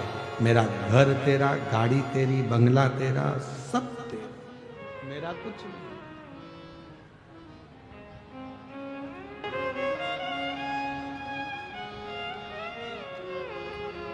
मेरी गाड़ी, मेरा बंगला, मेरा पैसा सब तेरा, सब कुछ तेरो भोलेनाथ, मेरा तो कुछ भी नहीं, सब कुछ तेरो भोलेनाथ, मेरा तो कुछ भी नहीं। शिव कथा कह रही है मच्छिंद्र नाथ जी को, जो शिव कथा कहती है, जो एक लोटा जल शिव को चढ़ाने लगता है, शंकर भगवान को जो एक बेलपत्र चढ़ाने लगता है, शंकर भगवान को जो श्रृंगार करने लगता है, शंकर भगवान को मंदिर जो जाने लगता है, श्री शिवाय नमस्तुभ्यम जो बोलने लगता है, समझ लो शंकर भगवान का वो अपना हो जाता है और उसके मुख से निकली हुई वाणी शिव पूर्ण करना प्रारंभ कर देते हैं।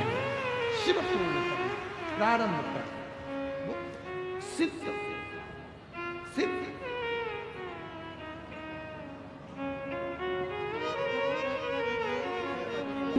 हो गए भोले से बिछड़े। शिव कथा कर रही है, भगवान शंकर का पवित्र चरित्र कर रहा है, शिव महापुराण की कथा कर। मच्छिंद्रनाथ, तुमने योग सीखा, साधना करी, ज्ञान लिया, मेरी आराधना और मेरी साधना करी और मेरे ही विश्वास पर तुम पूर्ण सिद्ध हुए हो। आज मैं वचन देता हूं मच्छिंद्रनाथ, तुम जब मुझे याद करोगे तुम्हारी वाणी से और तुम्हारे क्रम से, वहीं पर तुम्हें वर प्रदान करूंगा। मेरा ही अंश ज्ञान के रूप में तुम में गया है, इसलिए मच्छिंद्रनाथ तुम कोई अलग नहीं, शिव का ही एक स्वरूप हो गए और लोग तुम्हें गुरु मच्छिंद्रनाथ के नाम से पूछेंगे। गुरु मच्छिंद्र, बोल गुरु मच्छिंद्रनाथ भगवान की। शिव का अंश गुरु मच्छिंद्रनाथ चलते चलते चलते चलते एक बहुत समय के बाद एक वन क्षेत्र में पहुंच गए। एक गांव के अंदर प्रवेश किया गुरु मच्छिंद्रनाथ जी ने, तो एक महिला, एक स्त्री दौड़ती आ गई। बाबा बाबा, खूब रोई। तुम पूछा, गुरु मच्छिंद्रनाथ ने पूछा कि तुम क्यों रो रही हो, क्यों रो रही हो? तुम्हारे रोने का कारण क्या है?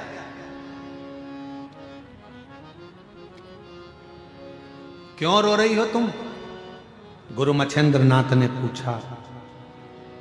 स्त्री ने कहा, मेरे घर में संतान नहीं है,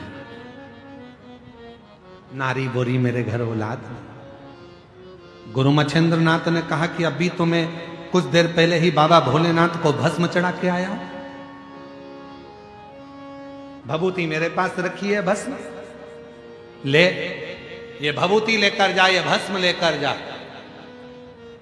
पति और पत्नी दोनों ग्रहण कर लेना, गर्भ ठहर जाएगा, संतान हो जाएगी। अब पत्नी बबूती लेकर गई तो पति को दिया, तो पति ने कहा ऐसे ना जाने कितने बाबा आते हैं और कितनी कितनी ज्ञान की बातें कहते हैं, क्या ऐसा हो सकता है? कई लोगों के मन में ये बहुत सारा भाव होता है। कथा पंडाल में बैठ के सुनेंगे तो क्या मुराद पूरी हो सकती है? शिव जी को एक लोटा जल चढ़ाएंगे तो क्या हमारी समस्या का हल हो सकता है? एक बेलपत्र शंकर को चढ़ाएंगे तो हमारा दुख मिट सकता है? क्या हम भगवान शंकर के मंदिर में झाड़ू पोछा करेंगे तो क्या हमारी तकलीफ मिट सकती है? क्या हम शिव पुराण कथा सुनने के वहां की मिट्टी को अगर शरीर पर लगाएंगे तो क्या हमारा दुख मिट सकता है? तकलीफ मिट सकती है? भाई अगर विश्वास है तो भोलेनाथ भी है, और विश्वास नहीं, मानो तो मैं गंगा मां हूं और ना मानो तो बहता पानी। आपके ऊपर निर्भर करता।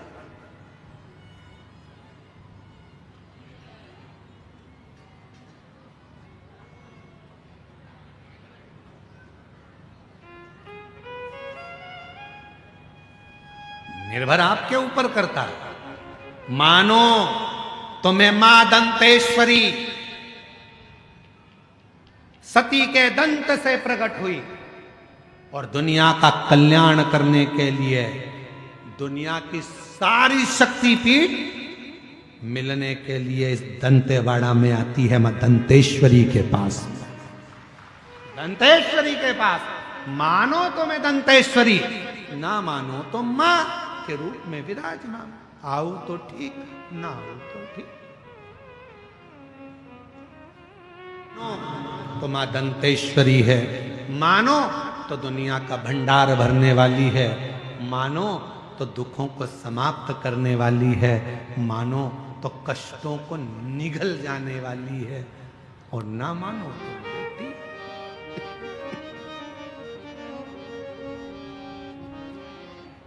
मानो तो निर्भर।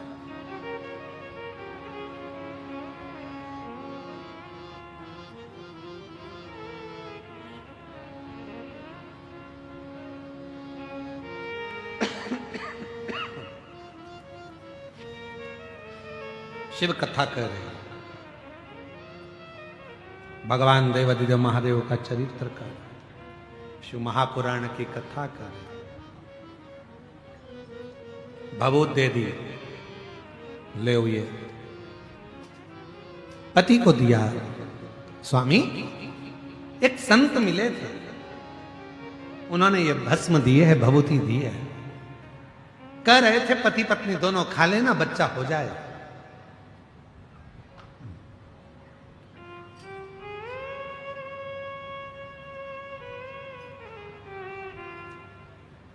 कई लोग कहते हैं क्या गुरु जी भगवान को मानना जरूरी है? क्यों नहीं?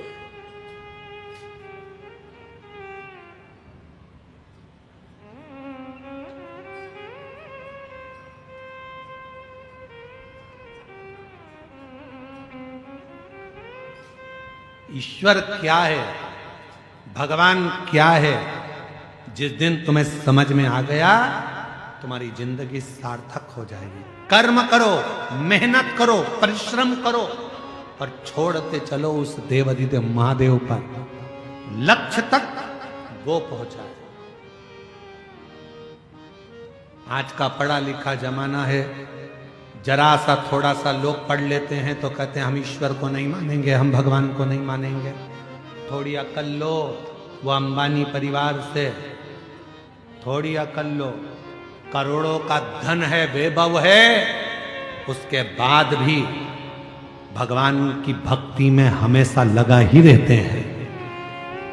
थोड़ी अकल लो वो बिरला परिवार से, थोड़ी अकल लो किसी अच्छे अच्छे आनंद करने वाले विद्वज्जनों से। थोड़ा सा पढ़ लिए, भगवान को नकार दिया। हम नहीं मानते, हम डॉक्टर बन गए, हम ये बन गए, हम कलेक्टर बन गए, हम ये बन गए, हम परमात्मा को नहीं मानते। मत मानो। जब बीमार पड़ोगे, एक दिन कुर्सी से नीचे उतरोगे, कोई नहीं पूछेगा, तब कमरे में पड़े रहोगे, कोई नहीं पूछने वाला, तब याद आएगा भगवान कौन सा कर्म दंड किया था, भुगता रहा है, जल्दी से ले जा। तब याद आएगा कि ईश्वर क्या होता है। हम हम नहीं मानते परमात्मा को, हम नहीं मानते भोलेनाथ को, हम नहीं मानते भगवान को। बस थोड़ी सी अध्ययन कर लिया तो सोचा भगवान है ही नहीं, हम कर रहे हैं वो ही सब करेंगे, हम ये करेंगे, हम वो करेंगे। एक बार किसी ने हमको न्यूज चैनल वालों ने बुलाया, बोलते आप साइंस को नहीं मानते? हमने कहा पूरा मानते, पूरा मानते।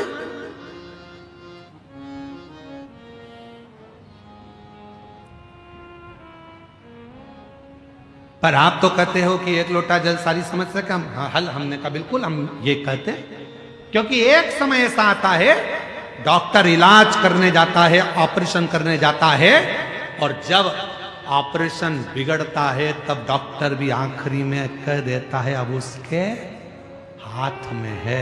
मतलब डॉक्टर को भी मालूम है कि एक डॉक्टर और बेटा है जो तुरंत निर्णय पलट देता है और कुछ ना कुछ अच्छा कर देता है, ये उसको भी मालूम है। फिर कहा आप साइंस को नहीं मानते? हम मानते। हम कहां नहीं मानते, पर हम साइंस को पूरा कब मानेंगे जब दुनिया में से लोग कहते हैं आज साइंस ने बच्चे पैदा करना चालू करे, आज साइंस ने ये करा, आज साइंस ने वो करा। तो हम जब मानेंगे जब दुनिया में से कोई मरना बंद कर देगा, तब जाने कि साइंस ने कोई बहुत बड़ा काम किया। अब पृथ्वी पे से कोई मर ही नहीं रिया, सब यही है, सब यही। हम मानेंगे, हम नहीं, हमेशा नहीं कहते कि नहीं मान, हम आज भी मानते हैं बहुत कुछ करा। आज साइंस ने बहुत उत्थान करा, बहुत कुछ हमारे मेडिकलों में, हमारी चिकित्सा में बहुत साथ दिया, सब कुछ मानेंगे। पर तुम अगर ईश्वर को नकार दोगे तो हम ये नहीं मानेंगे। ईश्वर को नकारा कि हम नहीं मानेंगे। ईश्वर ईश्वर है, एक दिन उस परमात्मा की शरणागति ग्रहण करना ही पड़ती है। इसलिए निवेदन है खूब पढ़ो, खूब उन्नति करो, खूब बढ़ो। मेरे बेटा बेटी खूब चार चांद लगाएं, पर अपने उस सनातन धर्म को ना भूलें, उस ईश्वर की शरणागति ना भूलें, भगवान देव अधिदेव महादेव की भक्ति ना, अपने सनातन को मत भूलो। दूसरे कहेंगे हमारे साथ चलो, कोई ईश्वर नहीं है, कोई भगवान नहीं है, देवताओं को मत पूछो, क्यों पानी चढ़ा रहे हो, क्यों भगवान को मना रहे हो। दुनिया के लोग कहेंगे क्यों? क्योंकि वो चाहते हैं कि आप सनातन धर्म छोड़कर हमारे धर्म में आ जाओ। ईश्वर को पूछना बंद कर दो, भगवान को पूछना बंद कर दो, कथा सत्संग भागवत रामायण गीता बंद कर दो, ये वो चाहते हैं। पर याद रखना अंतिम गति इसी में है, इसी में।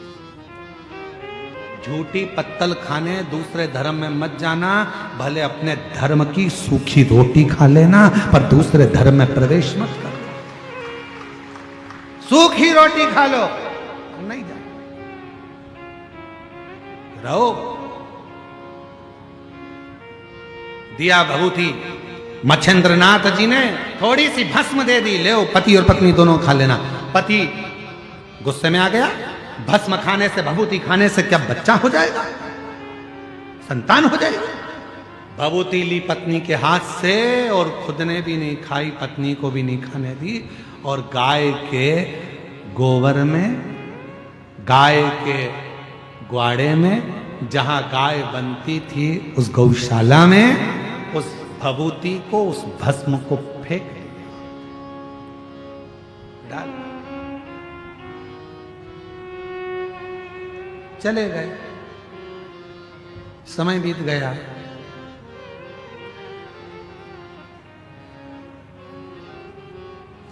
बारह साल निकल गए। कितने? जम के बोलो जरा। 12 साल निकल गए।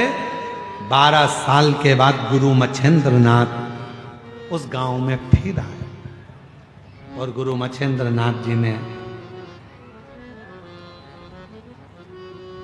आकर प्रवेश किया। वो महिला दिखी, महिला से पूछा, मां तुम्हारे घर में तो अब बेटा आ गया होगा? मां बोली, नहीं, मेरे घर संतान नहीं। संतान नहीं? नहीं। क्यों? भस्म दी थी वो नहीं खाई, विश्वास नहीं था। धर्म पत्नी ने, कोई स्त्री ने कहा, बाबा मेरे पति ने हाथ में से वो भस्म लेकर, वो भभूति लेकर गाय के ग्वाड़े में गोबर के ऊपर फेंक दी। गाय का गोबर वो खले में पड़ा था, उसी में वो भस्म पड़ी। मच्छेंद्रनाथ जी ने कहा ये हो ही नहीं सकता कि मैंने भस्म दी हो शिव का नाम लेकर। कोई शंकर का भक्त यदि कोई वचन कह देता है तो शंकर भगवान को उसे पूरा करना पड़ता है, शिव को पूरा करना पड़ता है। और अगर मैंने भस्म दी है तो तुम्हारे घर में तो औलाद होना था, ये हो ही नहीं सकता। 12 साल बाद आया हूं, तुम्हारे यहां औलाद नहीं। गुरु मच्छेंद्रनाथ ने आवाज लगाई, अलख निरंजन।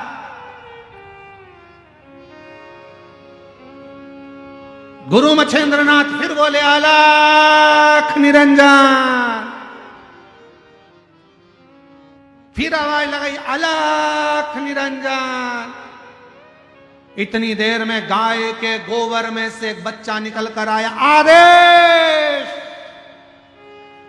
आदेश आदेश। दौड़कर आया, 12 साल का लड़का था, खड़ा हो गया, मच्छेंद्रनाथ जी के चरणों में प्रणाम किया। पूछ रहा है मैं कौन? शिव योगी गुरु मच्छेंद्रनाथ कहते हैं, तू मेरे शंकर की भस्म से, गाय के गोबर से प्रकट हुआ, आज से तेरा नाम गुरु गोरक्षनाथ होगा। गुरु गोरखनाथ, आज से तेरा नाम गुरु गोरखनाथ, गुरु गोरक्षनाथ होगा। शिव भक्ति कर, शिव की आराधना कर। जब शंकर तेरे हृदय में प्रवेश कर जाएगा, जो शिव की उपासना से जन्म लेता है, जितनी जितनी माताएं जिनको 8 साल 7 साल 12 साल 14 साल 24 साल 25 साल 30 साल 50 साल के बाद बच्चे हुए हैं, शिव की कृपा से हुए हैं, मेरी जीजियों घबराना नहीं। तुम्हारे गर्भ में इतने सालों के बाद जब डॉक्टर ने मना कर दिया था कि तुम मां नहीं बन सकते, डॉक्टर ने कह दिया था तुम्हें औलाद नहीं होगी, उसके बाद भी अगर भोलेनाथ ने तुम्हें संतान दी है, तुम्हारे यहाँ पर 4 लड़कियां थी 3 लड़कियां थी, उसके बाद भी अगर भगवान बेटा दे दिए, तुम्हारे यहाँ संतान की प्राप्ति हो गई। कोई बेटा बेटी एक भी नहीं था, बेटी ने भी अगर जन्म लिया, बेटे ने भी अगर जन्म लिया, और तुम्हारे घर में अगर औलाद ने जन्म लिया है कई सालों के बाद, और शिव के पशुपति व्रत से, सफेद आंकड़े की जड़ से, शंकर की कथा से, शिव महापुराण की भूमि की रज से अगर तुम्हारा गर्भ ठहरा है 1 लोटे जल से, तो तुम्हारे बच्चे की परवरिश करने की जवाबदारी भी उस शिव की है, क्योंकि शिव ने दिया, शंकर ने दिया।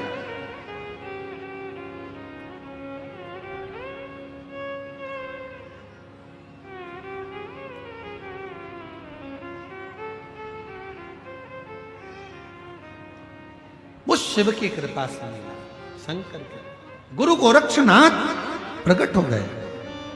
गुरु मत कहा मच्छेंद्रनाथ जी ने, शिव की आराधना।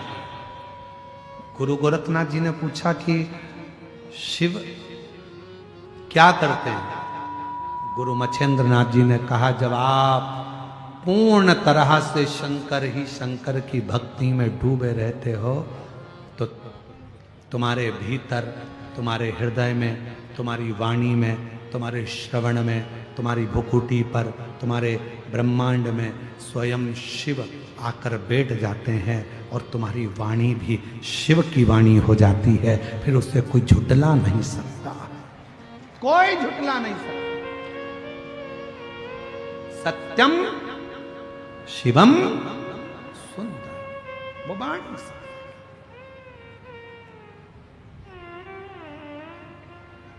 उसको प्राप्त किया जा सकता,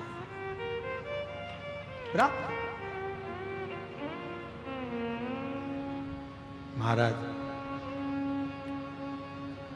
वक्त और व्यक्ति, इन दोनों को कभी हल्के में मत लेना।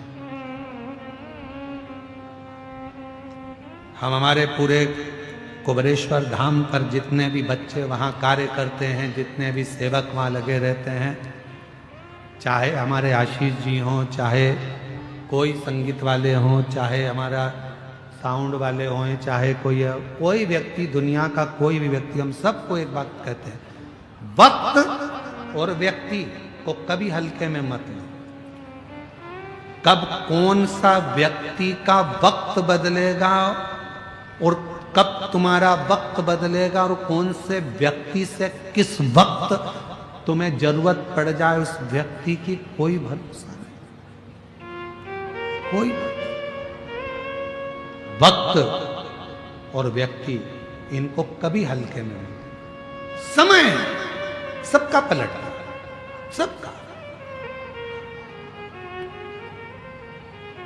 जहां इतना उपद्रव मचता था, गिदम जैसे क्षेत्र में लोग आने के लिए डरते थे, कोई इस क्षेत्र में आना पसंद नहीं करता था।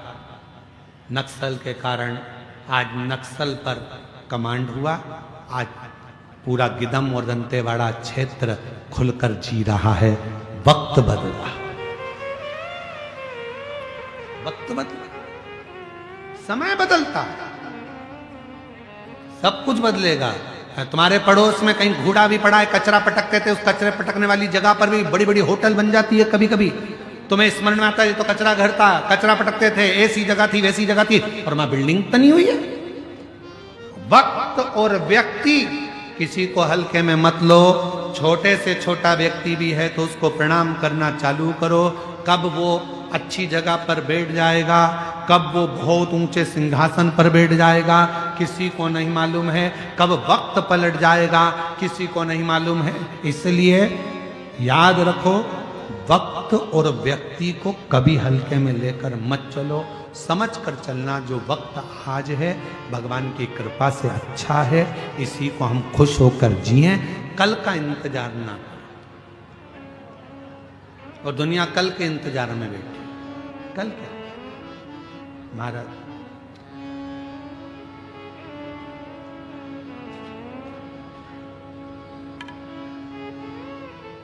उसको पुकारो, वो आए। श्री शिवाय नमस्तुभ्यं,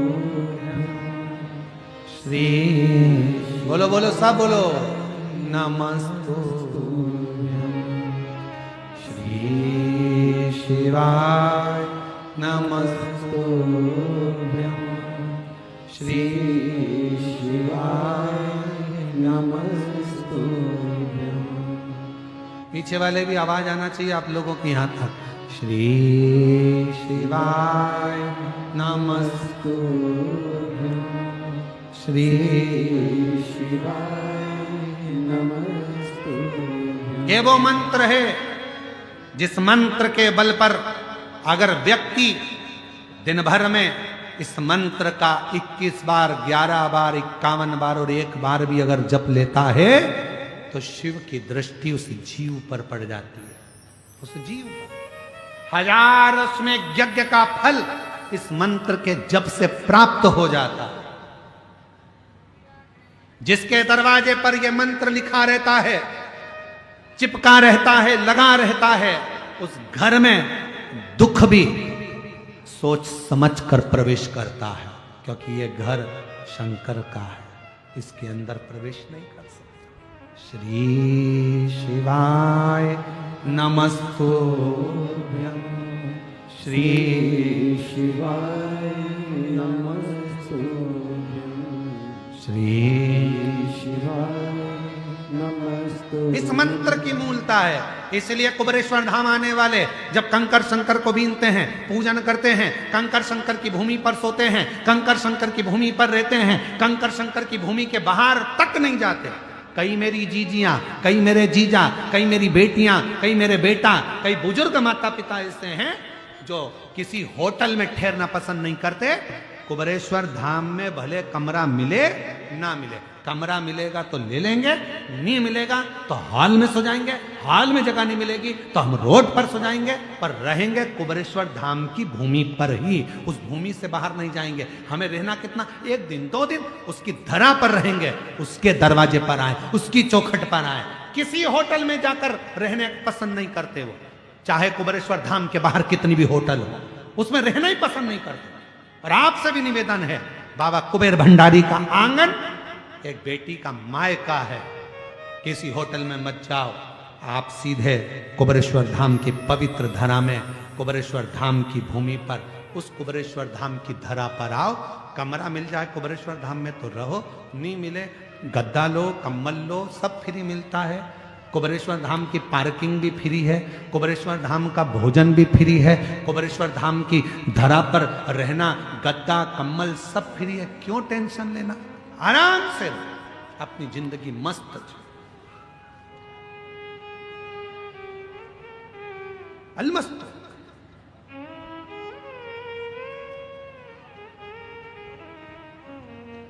एक आनंद की अनुभूति उसके चरणों में। अलख निरंजन, बोलो बोलो जम के, अलख निरंजन। आदेश गुरु गोरखनाथ भगवान चिल्ला कर कहे आदेश। गुरु मच्छेंद्रनाथ जी ने बुलाकर कहा शिव को भजो, और शिव के सिवा कहीं दिल ना लगा, शिव के सिवा कहीं दिल ना लगा। वरना पड़ेगा तुझे आंसू बहाना, वरना पड़ेगा तुझे आंसू बहाना। भोले के सिवा कहीं दिल ना लगा। क्यों भटकते, किस लिए भटकते? इसलिए इंतजार करना। वक्त और व्यक्ति को हल्का मत समझो। वक्त जो चल रहा है इससे जोरदार कभी नहीं होगा। खूब खुश होकर जिंदगी जियो, जो तुम्हारे पास है उसमें संतुष्ट रहो। दूसरे का धन दौलत देखकर कभी अपना मन मत डोलाओ, दूसरे की सुंदरता देखकर मन ना डोलाओ, दूसरे का वैभव देखकर अपना मन ना डोलाओ, दूसरे की गाड़ी बंगला देखकर मन ना डोलाओ। भगवान से प्रार्थना करो जो तूने दिया बहुत अच्छा दिया, बस इतना याद रखना प्रभु सब देना, पर साथ में शांति मन की देना और तृप्ति देना कि इस मन को तृप्त कर सके। ये मन की भूख तो बढ़ती चली जाती है। एक कमरे का मकान 2 और बन जाए तो अच्छा, 2 कमरे का हो गया तो अभी भी कह रही 3 कमरे और ऊपर बन जाए तो अच्छा, 3 कमरे मिल गए मालूम पड़े चौथा और बन जाए तो अच्छा। वस्तुओं में सुख ढूंढा उसमें दुख मिला। कौन सी चीज थी जिसमें सुख मिला तुमको? परमात्मा के नाम के अलावा किसी में सुख नहीं है। कपड़े धोने की मशीन नहीं थी तो मन में झगड़ा कर करके सुनो कपड़े धोने की मशीन ला दो, वॉशिंग मशीन ला दो, वॉशिंग मशीन ला दो। बेचारा पति गया 9,000 10,000 की वॉशिंग मशीन लाया। अब वॉशिंग मशीन में पाउडर डाल, पानी डाल, कपड़ा डाल, फाटक लगा, बटन दबा, 10 मिनट बाद टेंटे बोले तो फिर कपड़ा उसमें से निकाल, धोने वाले में सूखने वाले में डाल, फिर उधर से निकाल, फिर बाहर ले जाके डाल, आखिरी में वॉशिंग मशीन रख तो पूरी साफ करके रख, नहीं तो जाम हो जाएगी। तो इससे तो भाई अपने अपने कमरे से निकले और पछिट पछिट के धो दिए, वही अच्छा था। काय की वॉशिंग मशीन आई, प्राण खा गई आधे से ज्यादा अपने, लाइट खाए, पाना खाए, पाउडर खाए। फिर मन में आया भगवान कृपा कर दो, बेटे की शादी कर दो, बहू आ जाएगी, गरम गरम रोटी देगी, सुख देखा था। अब जब से आई है रोज गरबा कर रही है, रोज प्रतिदिन। काल के पंजे से माता बचाओ,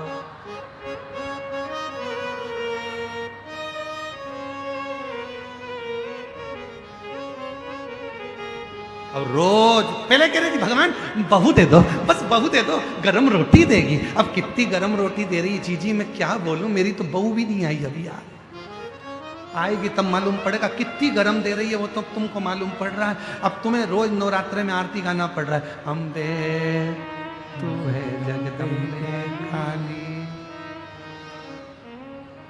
कौन कौन से गांव की है तुम्हारी बहू है, उसी गांव का नाम अम्बे तू है जगदम्बे काली, जय होगी दम्बाली, हम सब उतारे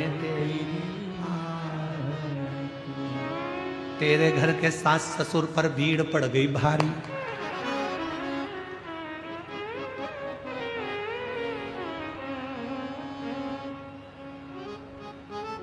जब देखो जब मेरे छोरा पे दौड़ के भागे आदि, ओ गीदम वाली, अरे रायपुर वाली, ओ बिलासपुर वाली, हम सब उतारे थे।